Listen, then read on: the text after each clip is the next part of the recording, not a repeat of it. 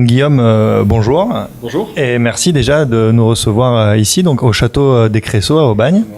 Et donc c'est ici que la maison Ferroni, on peut dire ça comme ça, fait alors de l'alcool, j'allais dire du rhum, mais fait de l'alcool, mais particulièrement du rhum. Est-ce que vous pouvez nous raconter un petit peu l'histoire un peu particulière des rhums Ferroni? Bien sûr. Alors déjà, je fais pas du rhum qu'ici. Je fais aussi du rhum à Marseille. J'ai un petit chai intramuros à Andoum. Alors je fais du rhum depuis à peu près 2011. D'affinage de rhum, et si je me suis mis à faire du rhum, c'est que je me suis appuyé sur un héritage historique. Marseille avait au 19e siècle une centaine de marques de rhum marseillaises qui progressivement soit périclité, soit elles ont quitté Marseille. Et les dernières, c'est dans les années 70. Et moi j'étais au fait de cette histoire, et puis je suis passionné d'histoire sur les spiritueux, et donc je me suis dit c'est dommage, il n'y a plus rien, il n'y a plus personne qui est dans ce secteur-là, et donc j'ai repris comme idée de refaire du rhum à nouveau à Marseille, en tout cas dans le sud de la France. Marseille est proximité, puisqu'on est à Aubagne ici. Et de faire tout d'abord un rhum de style marseillais. Donc j'ai travaillé sur qu'est-ce que pouvait être le style marseillais. En fait, c'est plutôt le style métropolitain. Aujourd'hui, tous les rhums sont vieillis essentiellement en fût de Bourbon, parce que c'est le fût qui est très disponible. Mais historiquement, c'était pas le cas. Historiquement, c'était le fût du transport transatlantique. Donc c'était des fûts soit de brandy, donc cognac, armagnac ou eau de vie de vin, soit de vin doux, de vin muté, parce que ces vins-là, ils ont la caractéristique de résister au transport maritime. Ils tournent pas au vinaigre, parce qu'ils sont renforcés en alcool. Et du coup, mon premier rhum que j'ai sorti en 2011, il s'appelle Ambre, il est toujours, c'est le cœur de ma gamme. C'est un rhum que je fais vieillir en fût de cognac, c'est ce qu'on a derrière là. Et un deuxième affinage en fût de Rasteau, le vin doux de Rasteau, qui est un vin doux de la vallée de la Drôme provençale, qui est près de Gigondas. Et le Rasteau, c'est un vin doux rouge, donc c'est du grenache, et donc ça apporte beaucoup de fruité, de couleurs, etc. Donc ça fait un rhum ambre, parce qu'ambre c'est jeune, c'est 18 mois, mais avec vraiment beaucoup de corps et beaucoup d'arômes et un petit peu de sucré. Alors c'est quoi le rhum marseillais? Parce qu'on ne fait pas pousser de la canne à sucre à Marseille. Exactement, donc les rhums marseillais, c'était ce qu'on appelait des rhums de négoce. C'était les rhums de négoce, et historiquement, la plupart des rhums étaient des rhums de négoce parce que les Antilles faisaient surtout du vrac. Elle faisait du vrac. Il y avait énormément de distilleries, donc il faut imaginer les bateaux qui venaient de métropole qui faisaient le tour des îles, et puis il y avait peut-être un millier de distilleries par île, donc ils envoyaient les fûts à la mer, les bateaux ramassaient les fûts.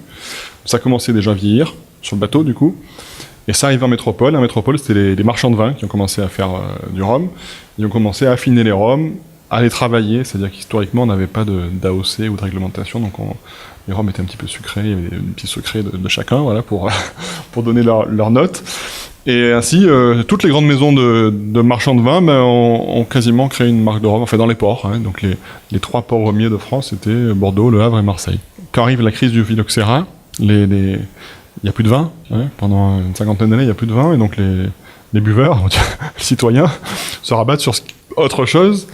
Et cette autre chose, ça va être, pour la France, ça va être essentiellement l'absinthe, et pour Marseille, ça va être le rhum. Donc les Marseillais vont se mettre à boire du rhum. Donc on a eu à Marseille, en plus, on va dire un usage, c'était l'alcool de consommation courante, donc c'était ce qui remplaçait le vin pendant la crise du phylloxéra. C'est marrant du coup que ce soit pas l'absinthe anisée à Marseille, et que ce soit plutôt le rhum. Oui, c'est paradoxal, mais c'était le rhum. C'était vocation portuaire, et autant les deux autres grands ports, Le Havre et Bordeaux, faisaient surtout du négoce, c'est-à-dire qu'ils recevaient le rhum et puis ils l'envoyaient c'était les ports de transit. Marseille, il y a vraiment eu un marché local. Qu'est-ce qui explique peut-être que ce soit un petit peu oublié finalement, cette histoire de Marseille et du rhum? Je pense que le rhum, enfin toutes les marques de rhum n'ont jamais communiqué sur les ports d'arrivée, évidemment, parce que on vendait l'exotisme, on vendait les Antilles, Antilles et puis haute provenance, parce qu'il n'y avait jamais que Antilles, mais il y avait également Réunion, il y avait tout l'archipel des Mascareignes, etc. On a toujours vendu l'exotisme, et donc il y avait finalement plus aucune raison pour qu'il y ait un attachement sur le port français. Et donc les marques, en fait, quand elles ont quitté Marseille, soit elles sont mortes, soit elles ont rejoint directement les Antilles. Donc il y en a beaucoup qui sont certaines en tout cas, qui sont des marques toujours existantes, qui sont marseillaises d'ailleurs à l'origine, qui maintenant sont totalement antillaises. On trouve quoi comme type de rhum Ferroni? Alors on trouve, mon principal, c'est ma signature. Ma signature, c'est un rhum d'assemblage. C'est l'ambre et le VSOP, parce que je commence à faire du 4 ans dans cette catégorie-là. C'est un assemblage de plusieurs provenances. Les provenances, c'est île Maurice, Guyana, donc Guyane britannique et Trinidad. Ça, c'est le cœur de mon rhum, c'est mon principal. Et après, je fais l'inverse, c'est-à-dire je travaille des rhums monodistilleries, donc je travaille des rhums que je sélectionne, une distillerie, un millésime. En général, c'est des rhums beaucoup plus vieux, hein, et ceux-ci, c'est des petites séries, donc je commercialise sous le millésime, et puis quand il n'y en a plus, il n'y en a plus. C'est pas des rhums qui sont reproductibles, autant l'ambre et le VSOP, j'en fais de manière régulière, autant les brutes de fût, parce que je les commercialise en brutes de fût, c'est des petites séries de collection. Et à côté de ça, je fais également une deuxième collection de rhums blancs, qui eux sont des rhums d'assemblage presque. Le dernier n'est pas d'assemblage, mais je travaille des rhums blancs, et sur les rhums blancs, je cherche à également montrer la qualité des rhums avant le vieillissement, parce que le vieillissement vient aromatiser, parfois un peu cacher les arômes du rhum comme il était à l'origine. Et donc sur le blanc, on a vraiment l'expression de ce qui sort de l'alambic. Et donc j'ai travaillé un rhum type agricole, donc pur jus. L'inverse, un rhum de mélasse, mais une mélasse aromatique. Et également un rhum monovariétal, qui est fait d'une seule variété de canne, qui est la canne rouge. Et là, j'ai un quatrième dans les tuyaux qui sortira, je pense, pas pour Rumfest Marseille, mais pour Rumfest Paris l'année prochaine, 2018. Alors, on va en parler évidemment du Rumfest Marseille. Où est-ce qu'on peut les trouver finalement, les rhums Ferroni, pour tous les amateurs de spiritueux? Où est-ce qu'on peut trouver dans le commerce des rhums Ferroni? Alors, dans le réseau caviste. Voilà, moi, c'est des rhums qui ont besoin de conseils, hein, notamment parce que je fais du brut de fût, et le brut de fût, ça s'adresse à une clientèle éclairée qui est prête à payer un peu la bouillure alcoolique contre un concentré d'arômes. Et puis c'est des rhums parfois particuliers en arômes, les jamaïcains, etc. C'est des rhums qui ne sont pas consensuels tout le temps. Et donc on a besoin de conseils. Et donc le réseau caviste, pour moi, c'est vraiment le plus adapté. Donc nous, on est en caviste. Après, on est également en hôtellerie, grande restauration, voilà, pour tout ce qui est dégustation. Mais c'est vraiment le réseau caviste qui me distribue. Ok, et ça représente combien de litres, les rhums Ferroni, je sais pas, par an? Alors ça, je sais pas, tiens. En colle, l'ambre, on est à peu près, je pense, entre 5 et 10 000 cols par an, en bouteille. Et les brutes de fût, on doit être un peu en dessous, mais toutes références confondues. C'est-à-dire, on a un brut de fût, je crois qu'on a sorti 7 références, mais l'ensemble des références, on est quand même en dessous de ce qu'on commercialise en ambre. La Rumfest Marseille, vous l'évoquiez, c'est très bientôt. Oui. C'est une belle aventure. C'est le 13 novembre, exactement. C'est le dimanche 13 novembre, ouvert au public, et le lendemain, c'est pour les professionnels. Exactement. Voilà. Et alors, du coup, on vous retrouvera, donc le 13 novembre à la Rumfest. Oui, on me retrouvera, surtout parce que je suis aussi un peu pas à l'origine du projet, mais en soutien très actif à ce projet-là. Donc, c'est Cyril Hugon et Anne Gisselbert qui ont lancé le Rumfest Paris, qui m'ont sollicité il y a quelques années, il y a 3 ans, pour créer une antenne à Marseille du Rumfest. Et je pense que c'est une très très bonne idée, parce que d'abord ça fait un point de rééquilibrage au sud. Et il y a beaucoup de salons qui ont lieu sur Paris, et dans le sud de la France, on a notamment les cavistes ont parfois un peu la réputation d'être vendeurs de rosé, hein, donc je cite, hein, c'est pas moi qui le dis. Et en même temps, si on crée jamais l'offre, il y aura jamais de demande. Et donc l'année dernière, le premier Rumfest, on démarrait de rien, c'était une feuille blanche, etc. Et c'était un Rumfest, pour moi, c'était un gros succès. C'était un très très gros succès l'année dernière. Tant les exposants que les visiteurs sont partis ravis. Et donc cette année, on confirme. Hein, c'est parti pour être un bon succès, puisqu'on a déjà un tiers d'exposants en plus. Donc on ouvre 3e salle, alors qu'il y avait deux salles l'année dernière. Et on a vraiment le sentiment d'avoir, une population d'amateurs éclairés qui attendait qu'il y ait un événement comme ça à proximité. Donc là, du coup, les gens viennent visiter et déguster toute une panoplie de rhum disponible à dégustation. Pendant des années, l'alcool un petit peu noble, c'était le whisky des gentlemen, et que le rhum était un peu mis de côté, et que finalement, là, le rhum, depuis quelques années, revient vraiment à la mode. C'est exactement. On dirait même presque... Il y a presque une rupture générationnelle. Alors c'est curieux. C'est pas totalement vrai, mais ce qui est vrai, c'est que dans les clubs de dégustation nouveaux, c'est essentiellement des rhum clubs qui se créent. Donc on a vraiment la France qui est maillée maintenant de rhum clubs. Il y a quasiment une dizaine de rhum clubs régionaux. Donc il y a le rhum club Provence, hein, qui est très actif ici, mais on a un rhum club Normandie. Dans toutes les régions de France, il y a quasiment un rhum club. Et actuellement, les clubs de whisky qui sont un peu plus anciens ouvrent leur porte au rhum ou s'inscrivent aussi au Rhum Club. Donc on voit que la génération du dessus qui buvait que du whisky se met au rhum. Et la nouvelle génération, par contre, elle est directement dans... Le rhum, c'est l'alcool qui vraiment qui les touche et qui les intéresse. Et dans le rhum, ce qui est fantastique, et en même temps, ce qui est un petit peu le danger, c'est qu'on a une variété de réglementations qui dépend de chaque pays. Et il y a des pays où c'est très laxiste et des pays où c'est très rigoureux. Donc on a vraiment un tas d'arômes, on a même des débats assez houleux parfois sur l'ajout d'arômes, de sucre dans le rhum, etc. Ou dans le whisky, c'est beaucoup plus cadré en général. Est-ce qu'il existe d'autres, je vois Ferroni, rhum de Marseille, est-ce qu'il existe d'autres marques actuelles de rhum marseillais? Alors je peux vous dire oui. Mais pas depuis longtemps. C'est tout neuf. C'est tout neuf. Ferroni, ça fait combien de temps? Alors 2011. Moi, j'ai lancé en 2011. Et donc une de mes passions, vous l'avez compris, c'est l'historique sur les spiritueux. Et donc je recherche et puis je conduis des travaux de recherche sur l'historique des spiritueux. Et dans le cadre de ces travaux, j'ai pu rencontrer deux anciennes marques de rhum marseillaises. Un qui avait déjà un projet de relancer une marque de son arrière-arrière-grand-père. C'est Rémi Anglais, c'est la marque Manicou. Et donc, moi, je suis très heureux de ne pas être seul. Hein. J'aimerais bien qu'on remette Marseille sur la carte du rhum.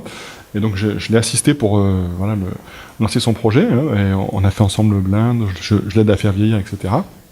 Et puis une deuxième marque, qui est une marque qui a toujours existé au niveau réglementaire, mais qui avait arrêté de produire. C'est la distillerie Limiana qui fait le cristal à Nice, qui avait une marque également dans son portefeuille du 19e siècle qui s'appelle Olmanada, qui a été produite jusqu'aux années 70. C'est quasiment la dernière marque de rhum marseillaise qui s'est éteinte. Et donc j'ai rencontré Marie-Stella, qui est donc la petite fille de Limiana, pour essayer de pareil. Alors là, j'ai plutôt un travail de persuasion. Hein. Marie-Stella, ce serait bien si on pouvait relancer cette marque légendaire. Donc bientôt on sera 3. Voilà, on sera 3 et ça fera, je pense, un syndicat, parce que ce qui est dans l'histoire du rhum, ce qui est marrant, c'est que dans toutes les villes où il y avait du rhum, il y avait un syndicat des producteurs de rhum, hein, au Havre, à Bordeaux, à Nantes, à Marseille. Et donc maintenant, ça paraît hallucinant de voir qu'il y avait un syndicat des rhums marseillais. Donc à Marseille, on va avoir un syndicat des rhums marseillais, on sera 3 pour le moment. Et puis s'il y en a d'autres qui viennent nous rejoindre, c'est avec plaisir. Et chez Ferroni, il n'y a pas que du rhum, on peut peut-être dire un mot là-dessus, il y a d'autres alcools. Oui, alors le très commun, c'est l'histoire. Donc j'aime les choses historiques. Donc je produis également un rye whisky, un whisky de seigle. Le rye, c'est le whisky de seigle. Le whisky de seigle, c'est un whisky historique, c'était le whisky des cocktails d'avant la prohibition. Donc c'est un produit qui a quasiment disparu pendant 70 ans et qui renaît depuis les années 2000. Donc moi je produis en collaboration avec la distillerie Varengen qui est en Bretagne, le premier rye français qui s'appelle Roof Rye. Je fais également un pastis que je fais à l'ancienne, ou en tout cas de manière très artisanale, puisque notre pastis, qui s'appelle Château des Cressaux, on fait un pastis de domaine, donc on cultive toutes nos plantes nous-mêmes. Donc c'est un pastis vert, très herbacé, puisqu'on macère les plantes dès la cueillette, fraîches. Et c'est un pastis qu'on va élever en foudre pendant 1 an, donc il nous faut 2 ans pour faire une bouteille à peu près. Et un pastis qu'on millésime, donc très haut de gamme, très apprécié en grande restauration justement. Je fais un gin qui s'appelle le gin Juillet, qui est un gin aussi fait à l'ancienne. J'utilise un alambic de 1800 pour faire ce gin-là. On cultive une partie des aromates, et l'autre partie des aromates nous est fournie par la distillerie, l'herboristerie du Père Blaise à Marseille, qui est la plus vieille herboristerie de France. Et enfin, je fais, notamment avec le Père Blaise, mais également à partir d'autres recettes, je reproduis des alcools anciens. Ça, c'est mon petit dada. Donc, je reproduis des alcools disparus essentiellement du siècle des Lumières. Ok, c'est marrant ça, comme quoi. Voilà, donc c'est une série que j'appelle la série des Lumières, justement pour ça. Et donc, je fais du ratafia de Marseille. Alors, surtout des alcools marseillais, parce que c'est là où j'aime beaucoup creuser. Donc, je fais ratafia de Marseille, l'eau verte de Marseille, l'élixir suédois du Père Blaise, justement, hein, de Toussaint Blaise, exactement. Le Vespetro, et puis c'est une série qui est sans fin, puisque je collectionne les ouvrages anciens, les manuscrits, puis je m'amuse à reproduire les recettes qui sont dans ces ouvrages. Ok, c'est des alcools à base de quoi? C'est de plantes? Plantes, fruits, beaucoup d'alcool de graines, beaucoup de choses quasi médicinales, puisque les alcools, il n'y avait pas de frontière entre médicaments et un alcool, historiquement, donc... en l'occurrence, l'eau verte de Marseille, c'était une liqueur qui était censée prévenir du choléra. l'élixir suédois de Toussaint Blaise, c'était une panacée, ça soignait tout, ça prolongeait la vie. Le Vespetro, c'était un digestif. Voilà, beaucoup d'alcools ont commencé comme ça. Après, c'est des produits qui ont naturellement trouvé une voie dans le bar et dans la dégustation, mais dans l'alcool, on a eu beaucoup de médicaments, y compris le rhum, parce que le rhum était un tonique à l'origine. C'était pour se donner de l'énergie contre la maladie. Merci beaucoup en tout cas Guillaume de nous avoir accordé ces quelques minutes passionnantes sur l'histoire des spiritueux à Marseille. Est-ce qu'il y a un moyen de se renseigner un petit peu plus pour ceux qui seraient intéressés sur l'histoire des spiritueux en général, du rhum, des alcools marseillais? Me rencontrer, non, c'est dur, il faut beaucoup fouiller. Fouiller. Sur les spiritueux marseillais, il y a un petit ouvrage qui a été édité par la Chambre de commerce de Marseille, qui est l'histoire du rhum au travers des publicités, donc des affiches. Donc il y a déjà un petit recueil de marques. Après, lors du Rhum Fest, on fait des conférences sur l'historique de Marseille, justement des alcools marseillais. Moi, j'interviens assez souvent également en conférence sur tant le rhum. J'ai aussi une conférence que je fais souvent qui s'appelle Marseille en 12 bouteilles. Donc en 12 bouteilles. Maintenant, c'est 15, mais elle s'appelait en 12 bouteilles à l'origine.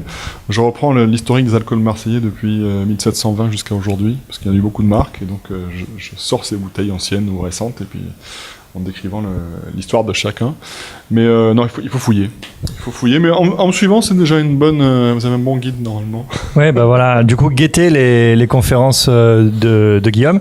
Et puis, sinon, vous venez à la Rhum Fest. Donc, le 13 novembre, c'est ouvert au public. Il y aura plein de conférences et ce sera aussi l'occasion de goûter les rhums Ferroni. Exactement. Voilà, les rhums Ferroni et puis toutes les autres marques. Et toutes les autres marques, oui. C'est un salon de dégustation. Donc, le principe, c'est qu'on peut vraiment découvrir l'immense panoplie des rhums locaux, français, métropolitains ou antillais, et puis toutes les provenances du monde entier. Ici, par exemple, je fais des rhums thaïlandais avec Isan, qui sera exposant d'ailleurs, qui est un Français qui distille du rhum en Thaïlande, dans la région d'Isan, et je me suis amusé à redistiller son rhum pour en faire un flux spécial. Donc c'est aussi l'occasion de découvrir des choses en avant-première qui ne sont pas encore sorties, etc. Donc, Ok, voilà, rendez-vous alors le 13 novembre pour découvrir tout ça au Parc Chano.